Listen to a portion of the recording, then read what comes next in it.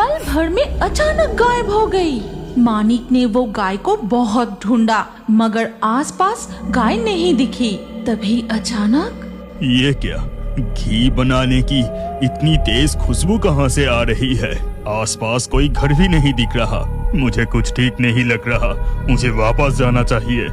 ऐसा कहकर मानिक तुरंत वहाँ से भाग गया और उसके जाते ही वहाँ एक आश्चर्य घटना घटी। दिखा जाता है धीरे धीरे एक कुटिया प्रकट हुई और आंगन में चूल्हा, घी और मक्खन बनाने की सामान रखा है, साथ ही कुछ गाय और एक चूड़ेल। तुम लोग कभी भी मुझे ढूंढ नहीं पाओगे। मैं किसी को भी घी बनाने नहीं दूंगी। चुरा लूंगी। मैं सारे गायों को चुरा लूंगी। ऐसा कहकर चूड़ेल चूल्हे पर दूध गर्म करने लगी। उधर मानिक अपना घर पहुंचकर पत्नी रत्ना को सब कुछ बताने लगा। ये तुम क्या कह रहे हो? फिर वो गाय कहाँ चला गया? और जंगल के बीच घी की खुशबू कहाँ से आएगा? सुनो ना, मुझे ना ये सब कुछ बिल्कुल ठीक नहीं लग रहा।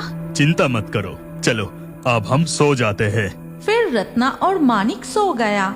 अगले दिन सुबह मानिक गौशाला में जाके देखा कि उनकी कपिला गाय वहाँ नहीं है।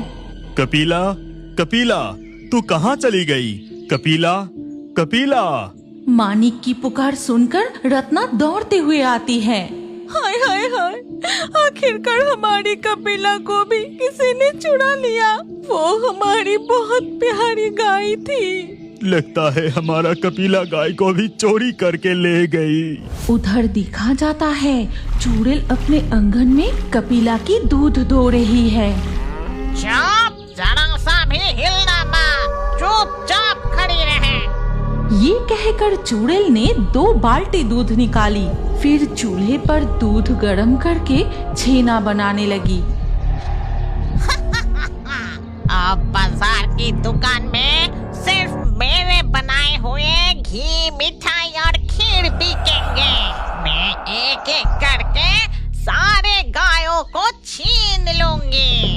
चूड़ेल औरत का रूप धारण करके अपने बनाए हुए मिठाई लेकर बाजार की ओर निकल पड़ी और साथ ही साथ चूड़ेल की कुटिया, गाय सब कुछ फिर से गायब हो जाती है। रसगुल्ला ले लो, रसगुल्ला, ताजा रसगुल्ला, घी, मिठाई, खीर सब ताजा बना हुआ है। बाजार में एक एक कर सब मिठाई की दुकान बंद हो रही है, लेकिन इस औरत की दुकान पर कितने सारे मिठाई है। पता नहीं ये औरत किस गांव से आते हैं। फिर घेटू उस औरत की दुकान पर जाकर पूछता है, अच्छा बहन, तुम कौन सी गांव से आते हो और तुम्हारे दुकान पर इतने सारे घी, मिठाई, तुम्हारे पास कितनी गाय है? उससे क्या मतलब? अगर मिठाई लेनी है तो लो, नहीं तो यहाँ से चले जाओ। तुम्हारी तो बड़ी अकड़ है। मैं तुम्हारी दुकान से कोई मिठाई नहीं लूंगा। उधर रत्ना और मानिक अपने कपिला गाय को ढूंढते हुए जंगल के उसी जगह पर पहुँचते हैं। अजीब बात है, जंगल का ये हिस्सा तो पूरा खाली है। अच्छा, क्या तुमने सच में कल रात इसी जगह उस गाय को गायब होते देखा था? हाँ भाग्यवान। यहाँ तो कुछ भी नहीं दिख रहा। चलो वापस चलते हैं। रत्ना और मानिक गहरी जंगल से निकलते ही उनकी मुलाकात घेटू से होती है। अरे मानिक भैया, इस जंगल में क्या कर रहे हो? तब मानिक ने सारी बात घेटू को बताई और सब कुछ सुनने के बाद घेटू ने कहा, पता है मानिक भैया, बाजार की वो मिठाई वाली औरत बहुत अजीब है। सबकी दुकान बंद हो रही है और उसकी दुकान ग्राहकों से भरा है। पता नहीं वो औरत कौन है। अच्छा मानिक भैया, अब मैं चलता हूँ। घेटू उसके घर की ओर चला गया और सब कुछ सुनने के बाद रत्ना मानिक से कहता है, मुझे कुछ न कुछ गड़बड़ लग रही है। सुनो ना, हम यही पेड़ के पीछे छिपकर देखते हैं, हमें जरूर कोई ना कोई राज पता चलेगा। रत्ना के योजना के अनुसार वो पेड़ के पीछे छुप जाता है। दिन ढलकर शाम हो जाती है। ठीक तभी एक सफेद गाय चलते हुए आकर जंगल में प्रवेश करती है।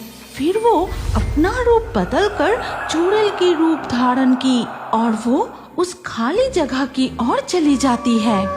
ये मैं क्या देख रहा हूँ? कल रात तो इस गाय की ही मैं पीछा किया था। अगर आप इस कहानी के अगले भाग देखना चाहते हैं तो कमेंट में नेक्स्ट पार्ट जरूर लिखिए और हमारे fairy Toons Hindi Facebook page को अभी फॉलो कीजिए। अगर ये कहानी अच्छी लगी तो लाइक करके शेयर कर दीजिए।